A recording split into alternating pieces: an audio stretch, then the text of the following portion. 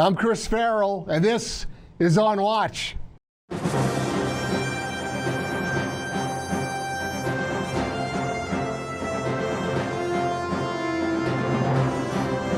Welcome to On Watch, everybody. It's the Judicial Watch podcast, where we go behind the headlines to cover news and information that the old, lame, legacy media is really not interested in and doesn't want you to know anything about.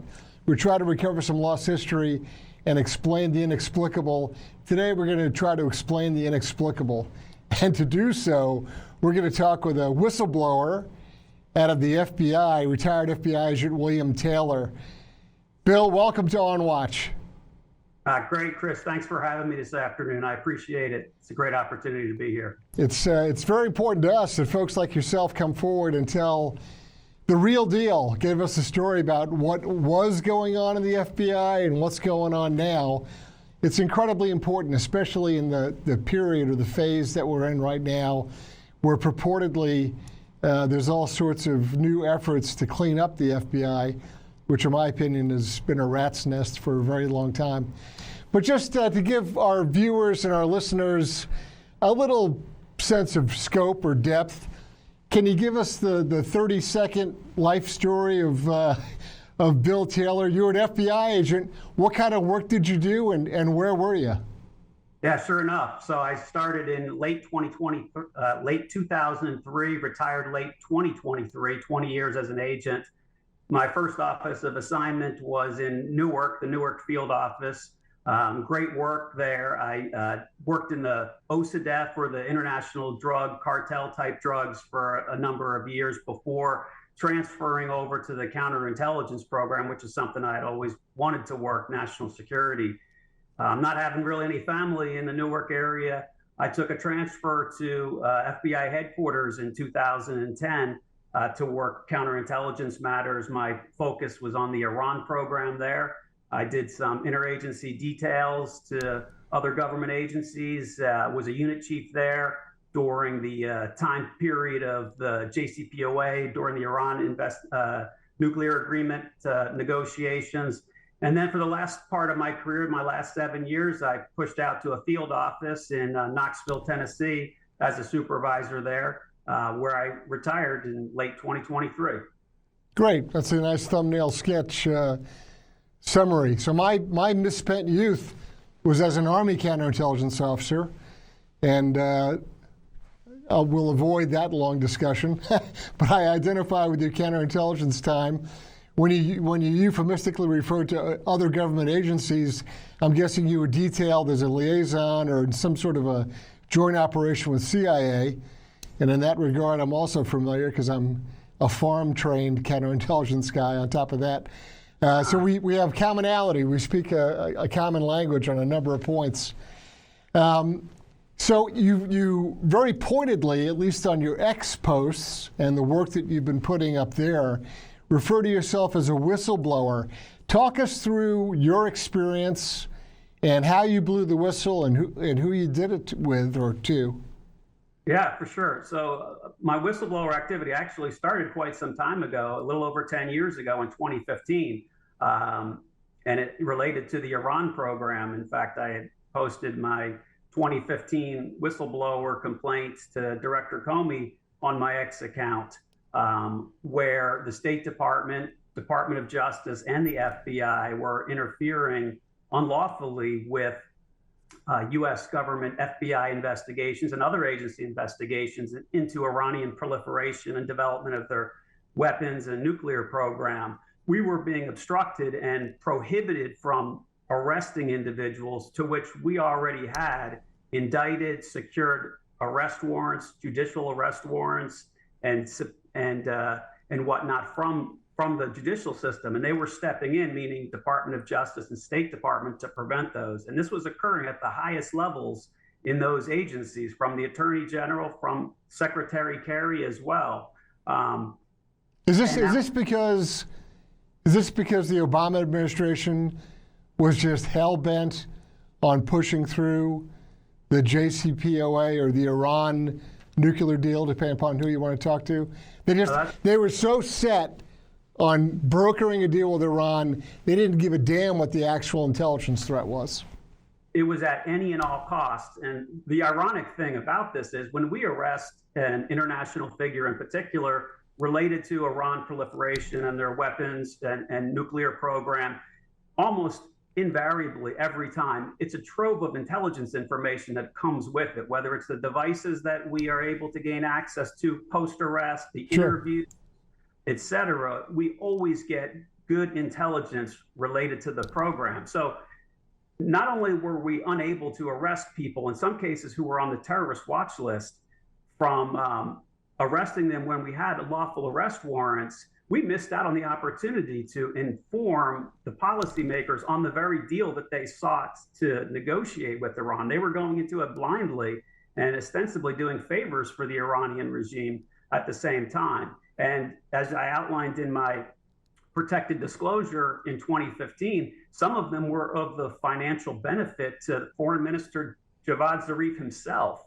So this was more than just a policy decision. This was corruption, and it frankly violated the law. What finally pushed me over to making a protected disclosure was on May 22nd, the Congress had passed the Iran Nuclear Agreement Review Act of 2015. And then in July, we we were prohibited from arresting a person on the terrorist watch list. Those interferences were in direct violation of the 2015 act that Congress passed, which insisted that Congress had the right to review all actions related to Iran and prohibited the administration from interfering with the lawful execution of policy, sanctions, and law. And that's exactly what the administration was doing. Even back as early as 2013, or I believe it was 13, President Obama declared, we are still enforcing the law to the fullest extent. And that certainly was far from the truth. And so when I believed that there was a violation of this congressional act, I asked two attorneys in the FBI to take a look. Hey, can you take a look at this congressional act and the things that I've alleged and you know that have happened because we work together with the attorneys regularly? And would you say that the State Department, the Justice Department, and the FBI have agreed this congressional act? Two attorneys looked at it and they said, yes, I agree with you. It's been violated. I said, great. Could you put that in writing for me? They're like, sure. Is something in email be fine? I'm like, absolutely. That's fine. The next day I get a phone call. They're forbidden by their upper management from putting it in writing. Yeah, I mean, they see you coming, and they're like, "This guy Taylor's out of control. He's on his own. He's on his own crusade." I mean, I'm just imagining the hallway whispering campaign and the office politics, because the explanation is going to be, "Hey, Bill, you just don't get it. You don't understand. You know, we're making decisions at a level way, way higher than you. And yeah, you may have found your bad guy, but you know, this is prosecutorial discretion. This is executive level decision making in international affairs. And just because you caught some Iranian dirtball doing something, you can't shift the policy of the United States based on your one prosecution." That's the line that you got, I guarantee you. You're clairvoyant. You must have been in the room, because I posted my whistleblower protected disclosure that I sent to Comey. What I didn't post was Comey's response, which was almost word for word what you described. Comey was very dismissive about it, and he chalked it up as prosecutorial discretion throughout his couple of pages of response. Right. And in my protected disclosure, I acknowledge that we are just one cog in the overall policy. But the difference is you're violating the law now. Like, I get, like, FBI agents must be politically agnostic when they carry out their duties. I might not agree with the policy of the government, but as long as they're not doing anything unlawful, it's my duty to execute my job responsibilities independent of my political beliefs. Give me a little flavor of, so we all know, you and I have had our own experiences, but there's guys who are kind of low-level dirtballs, but there's also guys who are really, they're big fish. And if you make a bust or if you double them back, it is going to be a big, big deal. It's stuff that gets briefed in the White House. So there's all different flavors. I don't know how far you can go, but can you give us an idea of the bad guys that you were looking at? Were these little minnows, or did you have a couple of whales in there? Where were we? There were a lot of, I'll use your word, there were a lot of whales. The FBI historically, and I saw this in my days working the counter narcotics, and the one thing that is somewhat different about the FBI and other organizations is we tend to do networks, and we don't generally seek to take down the small people. We tend to work our way up in networks. Sometimes that's good, sometimes that works out bad, but that's just sort of how the FBI has made its bread and butter. Well, the whole idea is you walk it back to get as high as you can. Picking up minnows doesn't do anything. You need to walk it up the line to get the bigger fish. The individuals that we were prohibited from arresting were some of the more significant figures in both the Iranian nuclear and missile programs at that time. And to prohibit us from doing that. So in any proliferation, illicit proliferation network, those are trusted agents. They take years to develop by, say, Iran or any other country. So when you take one of those people out of the equation, they don't just have somebody else easily that can fill that role. So there's a huge disruptive effect to arresting, and there's a huge intelligence influx when we arrest them. So prohibiting us from doing that, and the whole discretion, the prosecutorial discretion that Comey had used was completely crazy, because prosecutorial discretion had long run its course. This is an investigation that was coordinated with the United States Attorney's Office. This was an investigation where the U.S. Attorney's Office took it to a grand jury and secured an indictment. That's the time for prosecutorial discretion to be exercised. So you were not sitting around discussing case files. This had gone way past the, hey, let's evaluate where we're going to go on, I don't know, whatever the case, Dancing Daisy, some two-letter or two-word description of a case. Where are we going to go on this? You're way beyond that. So you're all the way down the road at grand jury indictments, and you're ready to pull the trigger on an arrest, or at least scoop a guy up, maybe double him, whatever it is. You're way down the road, and they're still saying, no, don't do it. Way down the road. In some cases, we had secured indictments, in some cases years before this, but because these are international figures, they don't often travel to places where we can arrest or extradite them from.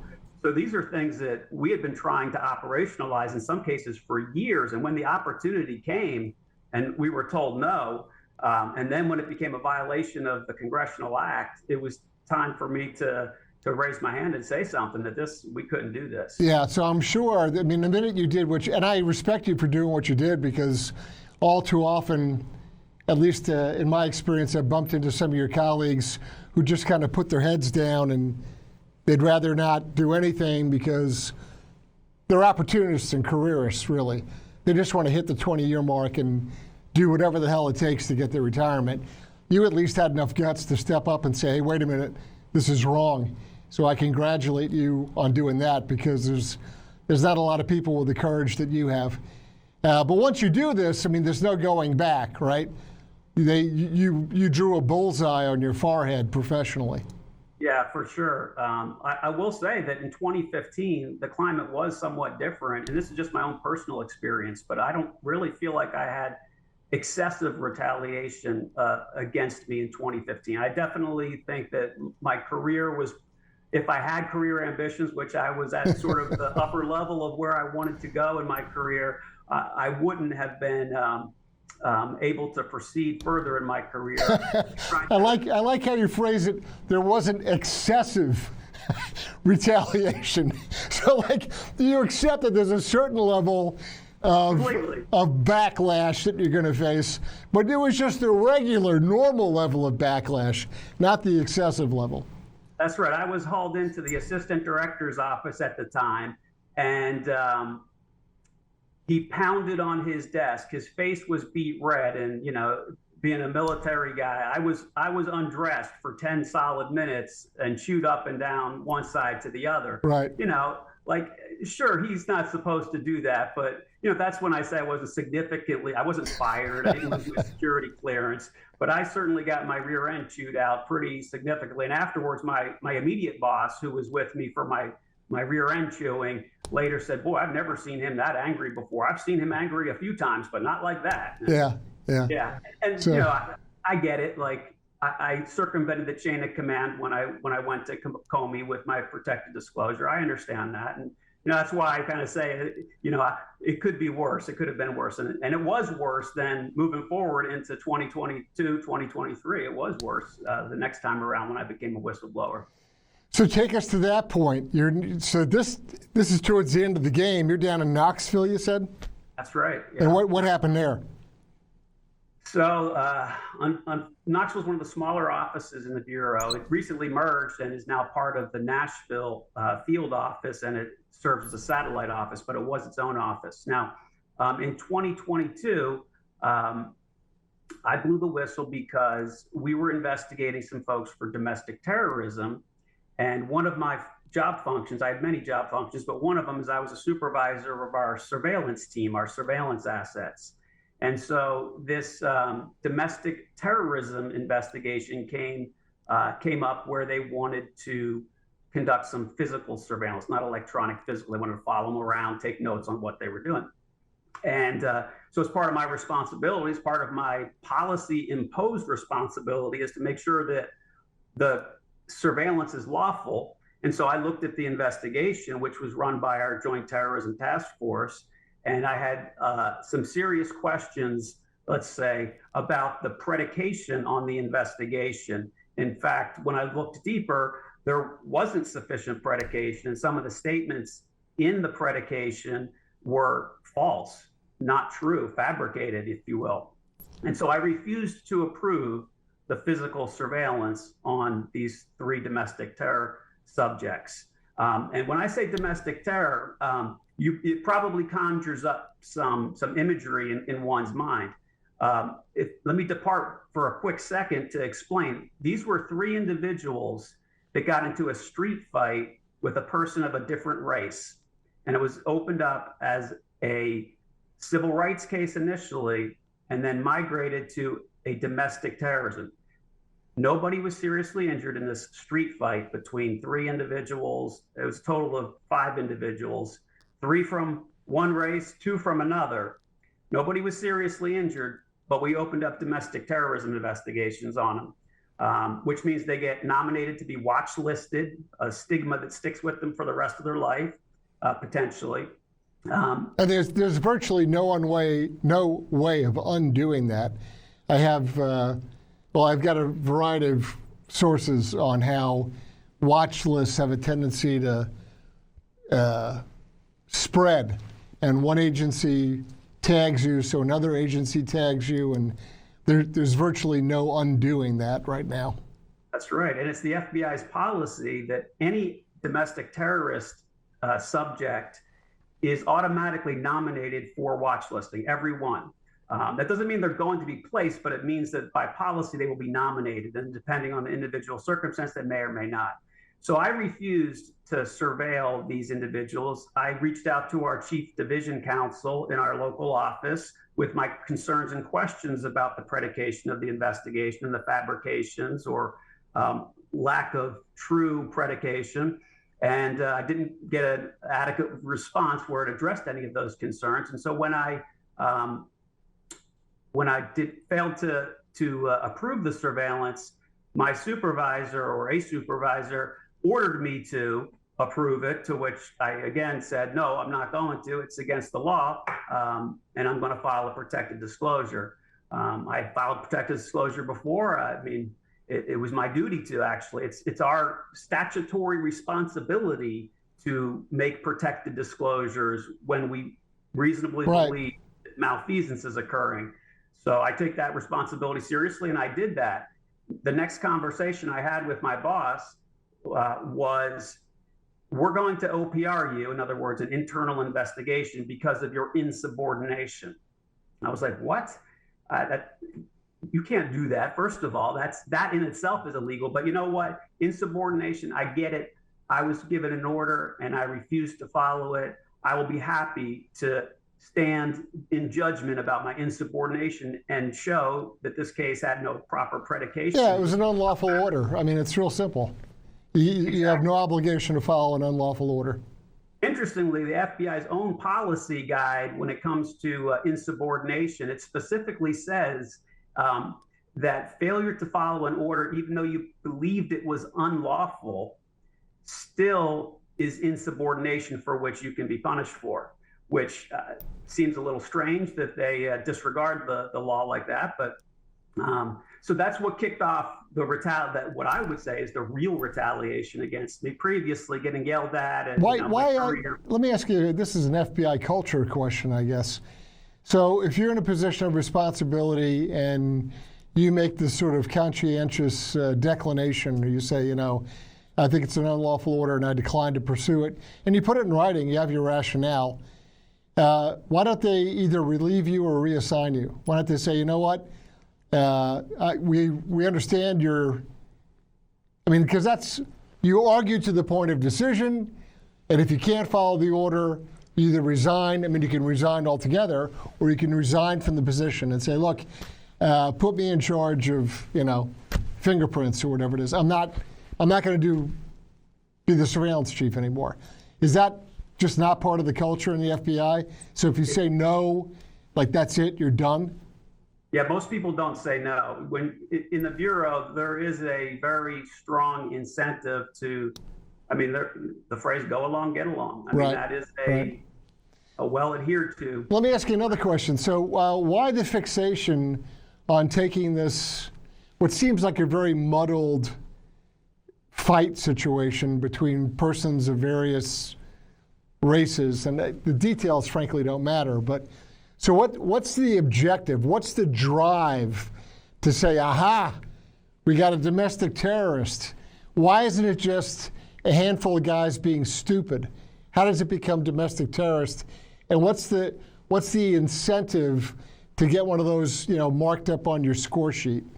Yeah, that's an excellent point. And it's something that this particular case, which again, we won't necessarily go into the details in great detail, but this serves as an example to what you've heard people in the past talk about, how the FBI is metrics driven.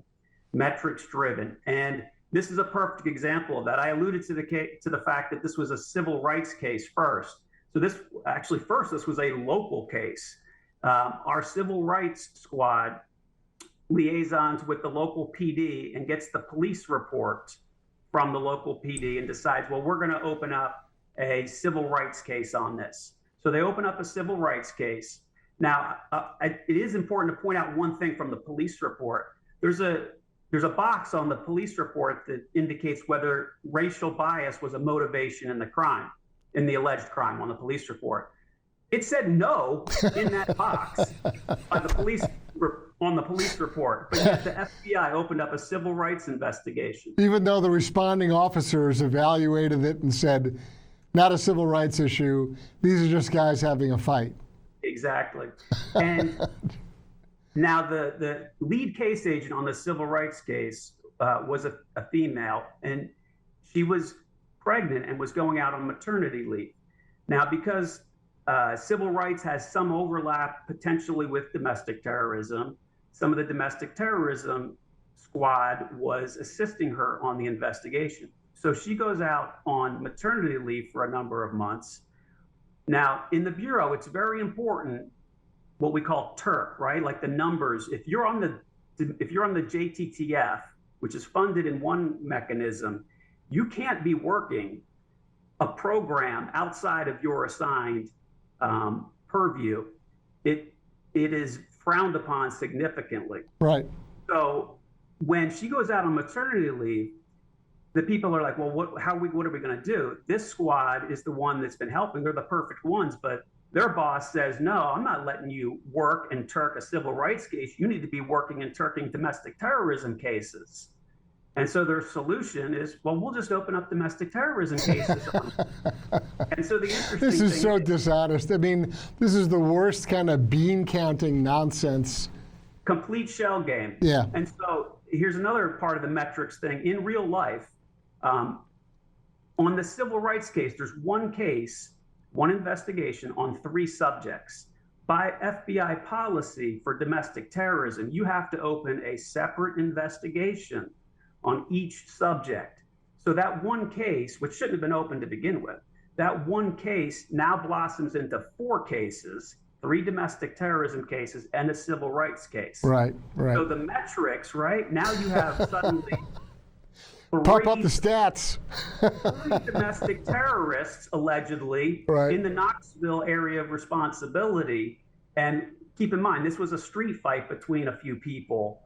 And now you have 3 domestic terrorists running around Knoxville, apparently. Right. And so it totally fabricates and inflates the number. There's no legitimate reason to do this. And my experience is, so like when I started working counterintelligence in the late 2000s, there was a fading policy where we also had to have one case for each subject. The reason to do that is funding.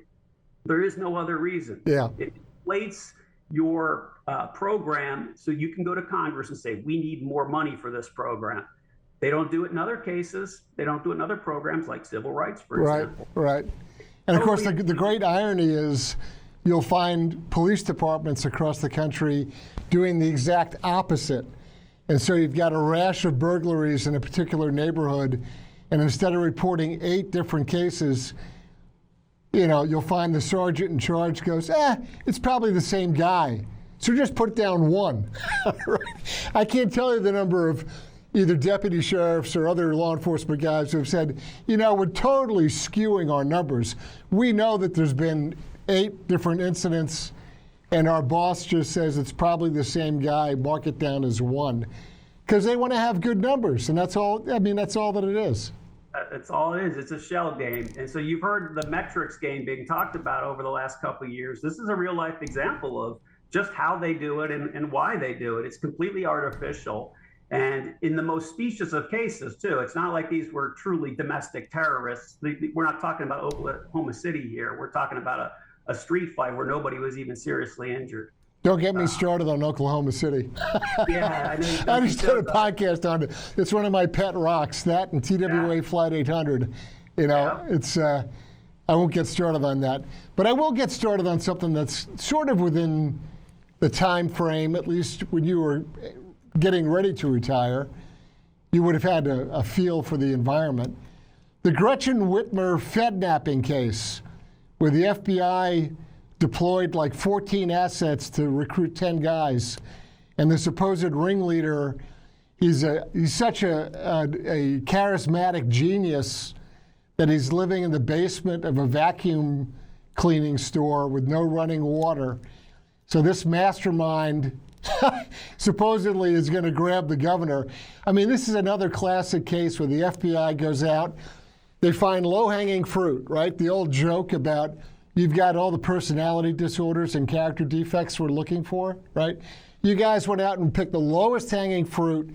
You identify them, you recruit them, you train them, you equip them, you give them intelligence and targeting, and then you launch them. And then when they're 5 feet from doing the job, you swoop in and say, aha, we caught you. I mean, this is bad practice the FBI has been doing.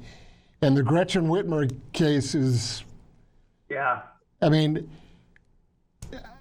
you're probably restricted on what you can say or not say. I don't know. But I want to get an honest assessment of that kind of MO. That practice is nuts.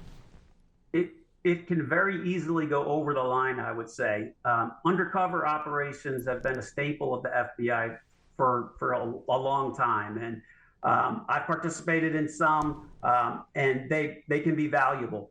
The problem is, and where I think it goes over the line, is the difference between when you start to become part of the conspiracy and entice people and encourage them to commit these activities and lead them along, and you don't prevent them from happening. I feel like we have an obligation to be more aggressive about shutting things down, and the policy is let things go as long as possible. And that has led to things like the Whitmer case and others. I experienced it myself when I had a death threat against me. Locally, the FBI wanted to let the conspiracy to kill me and 35 other FBI employees materialize a little further so they could get one more recorded phone call, so they could see if there was another co-conspirator instead of shutting it down. If they would just go to the alleged perpetrators beforehand, and they could stave these things off without having to go through all of this trouble and expense.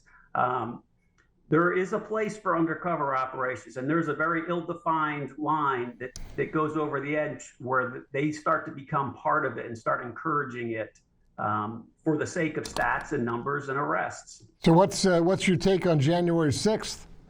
What was the FBI's involvement in that? Yeah, I have no special knowledge about it, but it certainly seems, and I think it's been established, that FBI certainly had informants present among the J6 riots. There's little question and doubt about that. And personally, I don't necessarily think that that's all that awful. We want to have sources where there's potential for violence and things like that. The problem becomes the politicization of it. When I went through the academy, they brought up the notion of arresting people. So technically, FBI agents can arrest people for misdemeanors. And every instructor would come up and say, I have never in my entire life, in my entire career, seen anybody arrested for a misdemeanor. But yet here in J6, that seemed to be the go-to card, was arresting people on misdemeanors. Right. Unlawful parading. Yeah, and I know just from other people, just trying to put myself in the shoes of somebody who's been there, I've heard people say, like, I showed up to J6, to the Capitol grounds, after the barriers were already torn down. And I didn't know. I'd never really been to the Capitol before. But technically, once I passed the demarcation where the barriers were, I was subject and was prosecuted for it. And I had no idea that I was in the no-go zone there. It was a big overreach. The FBI called it their biggest case ever. And one of my questions has always been, and I think it's been raised elsewhere too, is if it was your biggest case ever, why did you assign your most junior agents virtually everywhere across the country? These were investigations run out of local field offices, coordinated at DC, but they were run in local field offices. And you can look at virtually every complaint in the 1,500 or 2,000 plus cases, and every one of those is sworn out and investigated by a very new junior agent. And I believe one of the reasons for that is because junior agents, don't have the experience and don't know enough to push back against things. They'll just do as they're told. I think it's disturbing that the guy who was the head of the Detroit office, Twano, I think is his name. Twano, yeah. Yeah, so he dreams up and implements the Gretchen Whitmer Fednapping case, and then tippy-toes over to Washington field office and is installed there in October. And then in January, oh, gee, guess what? It looks like there's FBI guys involved in the January 6th event. I mean, I don't believe in coincidences. You know what I mean? It's too weird. Even the Gretchen Whitmer Fednapping case, that is a recycled do-over of a 2009 Eric Holder special against a group of guys called the Hutteries. And again, the FBI went out and recruited. I mean, the guys that they picked up were not Rhodes Scholars, right? These are all guys on kind of the margins of life, petty criminals, low IQ, disgruntled. I mean, they're the perfect guys to recruit to do stuff, whatever you wanted to do. But 2009, it failed. It blew up in the FBI's face. They lost some privacy and false arrest cases. And now you fast forward a few years, it's like they took the same blueprint for this Gretchen Whitmer thing. And then the guy in charge in Detroit ends up over at the Washington field office, and guess what happens on January 6th? I mean, this is over and over again. When does it stop? I really believe it's a cultural thing. I think that the FBI, I know there's a lot of well-intentioned good guys, and certainly you went into it looking to do the right thing and be a real, model of law enforcement. But there's just something perverse going on in the organization, and it happens over and over again, and there's never anything that really cleans it up. Tell me I'm wrong. Show me how I'm wrong. I wish you were wrong. There is a lack of accountability in the FBI, and a statistic that I like to cite in support of that is the FBI's own internal inspection division, the one that processes complaints of malfeasance and misconduct. On their own website internally, they talk about they do not investigate 79% of the complaints that they receive. And so that's been my experience too. My Iran in 2015, it was never investigated. It was dismissed. The FBI didn't investigate it. OIG didn't investigate it, despite having overwhelming evidence and attorneys agreeing with me. And then again, in the several complaints that I made, protected disclosures I made in 2022, 23, not one of them was even investigated. And so when there's this lack of accountability, one of the things I posted recently was perjury of an FBI ASAC in a trial of a J6 subject. It's dead to rights. There's the statement he made about how we're going to get revenge on this individual. They don't do this shit to us. Right. And then he gets called to the witness stand by the defense at trial and is asked point blank if he said it, and he said no. Jeez. Yeah, I mean, this happens over and over again. I mean, they should grab you and they should make you the new OPR chief or make you the DOJ OIG. Because what they need is, they need somebody like you who's been on the short end of the stick to come back around and be in charge. Yeah. There needs to be accountability, and accountability is non-existent. Accountability in the FBI is a self-serving instrument. When they want to hold somebody accountable because they want to remove them from the position for some political reason or make room for somebody else, then they'll find the time. Oh, then they'll crucify the person. Yeah. But when you have people perjuring themselves, when you have people manufacturing predication and it's reported, they refuse to look at it. They turned a blind eye to it every single time. And so the lengths that are gone to excuse and cover up stuff. We did a 7-year-long investigation of the El Paso office of the FBI. You talk about a rat's nest of corruption. It's unbelievable, the garbage we found going on there. And really, I mean, I don't mean guys who had errors in judgment. I'm talking about dirty, dirty guys, thugs with badges and guns. And we pushed it hard, I mean real hard.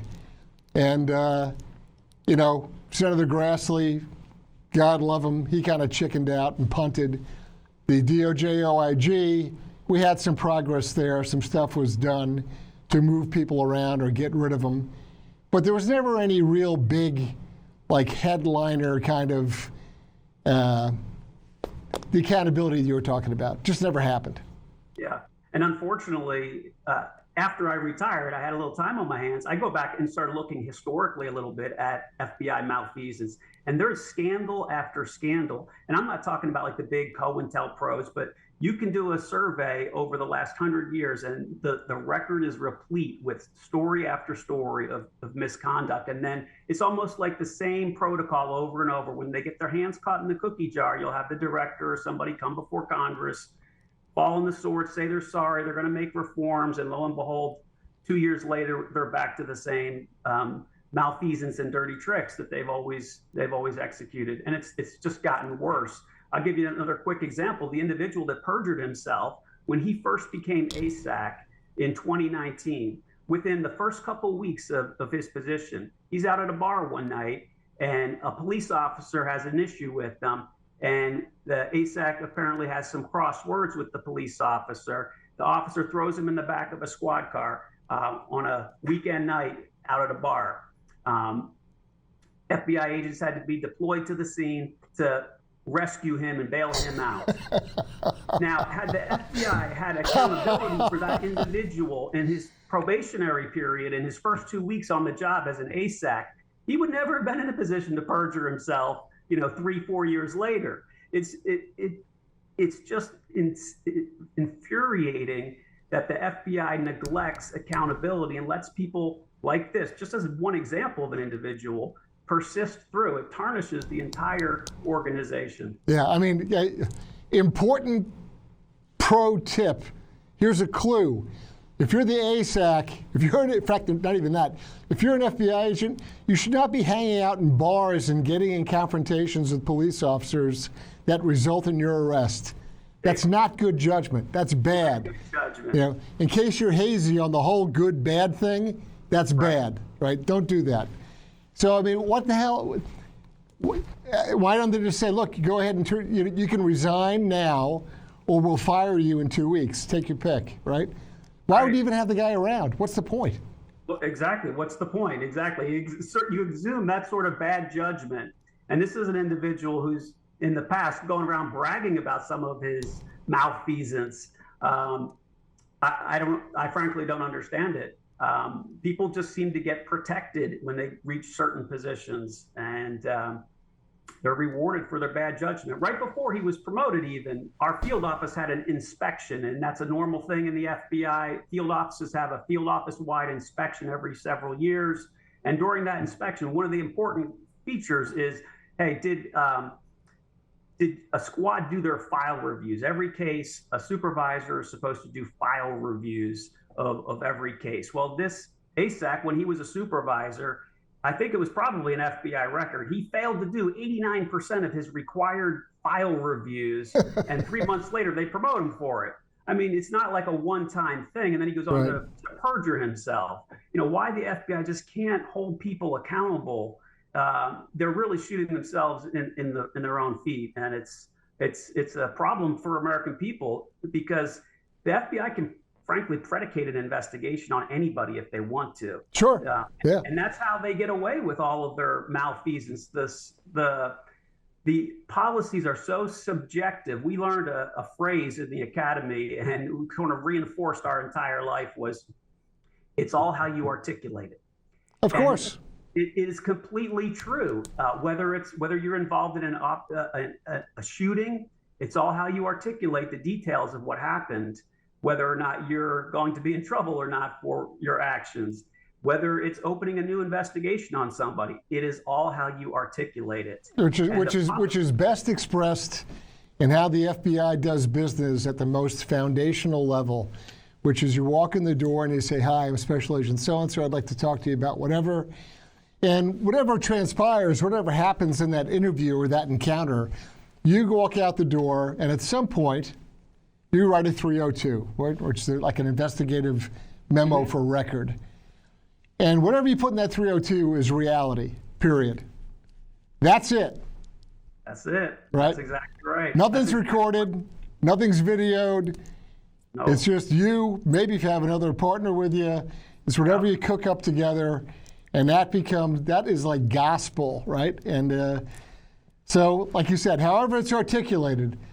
So, this is like bad lawyering. So, if I threaten you, or if I say, if you don't do this, I'm going to sue you, or I want money, or you owe me, that's a threat, right? But if my lawyer does it, it's negotiation, right? This is the oldest. But that's sort of the technique in which the FBI operates. So they approach somebody, they interview them. If they're cooperative and friendly, you get a good 302. If you're not, you get arrested. I mean, it's a level of authority and power that I think a lot of people don't really appreciate. They don't understand the weight behind it. And another tactic that they tend to use, which is very questionable, is what I would call guilt by insinuation. You remember that case that I told you about where I refused to approve surveillance? Let me use this as an example. That surveillance actually wasn't on the subjects of the investigation. That surveillance was targeted at the co-workers of the subjects of the investigation. That's a reach. That's a big reach. And I questioned it, and it was my job. I should know the policy, but I was unsure. So I asked the chief division counsel, and he said, well, actually, they don't have to be subjects of an investigation. You just have to have an authorized purpose, which, talk about a euphemism for nothingness. Right. And so you can physically surveil any American for any reason as long as you have a articulable basis, as long as you can articulate why you did it. Yeah. And so now imagine these three people who got into a scuffle in the street, their coworkers are now being followed. They're being interviewed. And the whole pretext was, well, we want to make sure that these three coworkers, we're going to go interview them. And so we want to make sure we understand who they are and where they go, their pattern of life. And then we'll go interview them. It's all guilt by insinuation. You go interview those three coworkers, and how are they going to view and look at the three subjects in the future? Well, we're here to interview you about, John Doe, who's a subject of a domestic terrorism investigation. I mean, yeah, and just think of the application of that, and we've seen it, and maybe you can talk about it when it comes to FISA warrants, right? And yeah. the two-hop rule, where, well, we're looking at this guy, but he's talking to him who's talking to that guy, right? And the spider web of what can be collected on people, I think the average American has no appreciation for that. They really don't. So on FISA, I worked in the FISA world a lot. And, there's the thing called reverse targeting, right? So that's illegal. You're not allowed to do reverse targeting. And what that is you develop probable cause to get a FISA warrant and intercept communications on a named individual and a particular device, right? You can only go up on that individual, but sometimes you might not have the probable cause to go up on an associate who's your real target.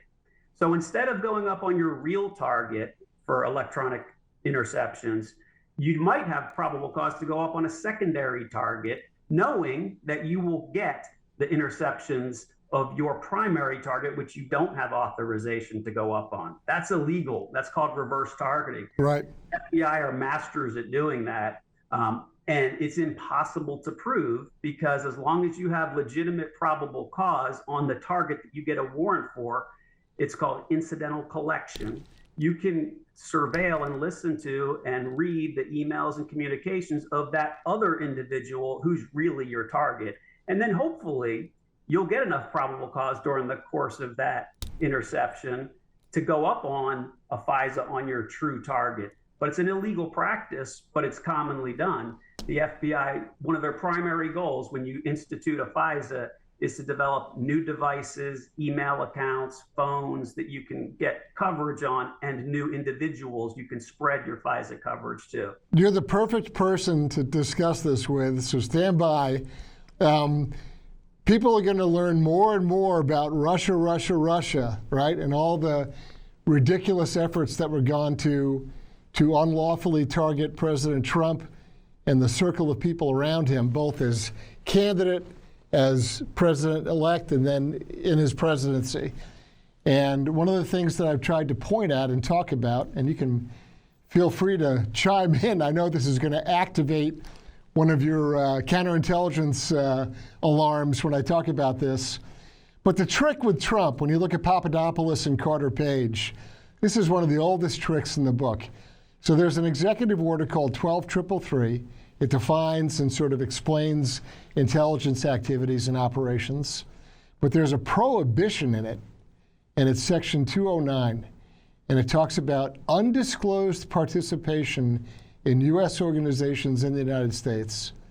And so our friends at the FBI, under the noble, I'm being very facetious, under the horrible leadership of Comey, they said, how do we target the Trump campaign? We really can't run a penetration operation against a political party or a presidential candidate. That would be very naughty. We can't do that. So how do we do it and make it legal? And so you'll recall Steph Halper, who General Flynn, my friend, refers to as that fat slob. Steph Halper is over in England, and he has Papadopoulos and Carter Page there, and they spin up some unusual, ill-defined counterintelligence, foreign counterintelligence event. And they say, oh my goodness, we have to investigate this. And then they import that from the UK back into the United States, and that's the predicate to say, well, now we have to investigate everybody in the campaign. Am I right, Bill? That's how we would do it. And if I was the case agent, which I was not on those cases, right? But that's exactly what we would do. Is I call it spheres of influence, and you have your main target, and then you look at everybody that they interact with, and then you start investigating every one of those individuals for a myriad of reasons. A, you want to develop a human source out of one of them would be ideal. Two, you want to develop technical coverage, FISA warrants, interceptions against them, knowing that they're going to communicate back to your head subject, in your example here, Trump, for example. Right. And the more individuals, going back to what we just said about reverse targeting, the more individuals you can get FISA coverage on in that sphere of influence, the more visibility and communications you're going to capture, going back to your true main subject, in this example, President Trump, right? Right. So, but what I'm saying, that the predicate, though, is this, we're going to have this foreign counterintelligence event or investigation launched in the UK, because we have Steph Halper, Papadopoulos, Carter Page. They're running around Cambridge in this summer series that they had of speeches or whatever. And we're going to say that looks like it's a counterintelligence problem. And so that's the predicate. And it happened overseas. So we're not really targeting a presidential campaign or a political party. This is just something overseas that occurred, but we have to look at it now that it's back here. And that really was the premise for kicking open the door and going after everybody around Trump. And that's the material that ends up in your FISA application as your probable cause to cover. You would say that these people, we know that they communicate using this email address, that email address, this telephone number, that telephone number. And you would, quote unquote, what we like to say, dirty up those facilities by demonstrating some potential illicit conversation, right. Or again, the guilt by insinuation, to give yourself probable cause to go to the FISA court. The FISA court is not an oppositional court. There's only one party, the government. There's no defense there. Right. And it's like 10,000 to 0. I mean, every single one gets approved. And you'll love this too, because we have to maintain what's called a Woods file. Every factual assertion in a FISA application to the court has to be documented and supported by a piece of paper that supports your factual assertion. Well, those factual assertions can be news stories, and there's no saying whether those news stories are actually true or accurate or not. Yeah, but somebody said it somewhere. Somebody said it somewhere. It's as long as you, the agent, can back up where you made this factual assertion. It doesn't have to be that it was true. It just has to be that you can show where you came up with that factual assertion. And the media loves to make circular references. Yeah. And then especially when you have paid for opposition research circulating around being used. Like a Steele dossier. Exactly. Now let me ask you another question. What's the likelihood that those events took place with Steph Halper, Papadopoulos, Carter Page, the Cambridge Summer Institutes, whatever they were doing there, that those things occurred and that the station chief in London and the legat in London, that they had no idea that was going on? Zero probability. Zero. Right. So I just want to drive that home. That garbage went on, that manufactured BS went on with the knowledge and approval of both the legat, the legal attaché, which is the senior FBI guy sitting in the embassy, and the chief of station from the CIA. They had to have been briefed on it, they had to have had knowledge of it, and they had to have had concurrence as the magic word, meaning they agreed to it and said, go forth and run your operation, because nothing happens like that without their approval. And I guess I would also tag on to that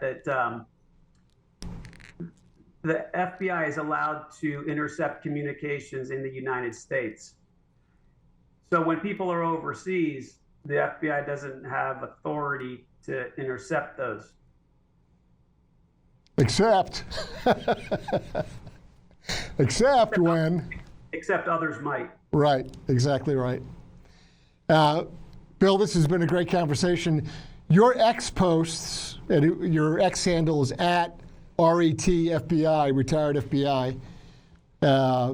we will link into the show notes here so folks can find you.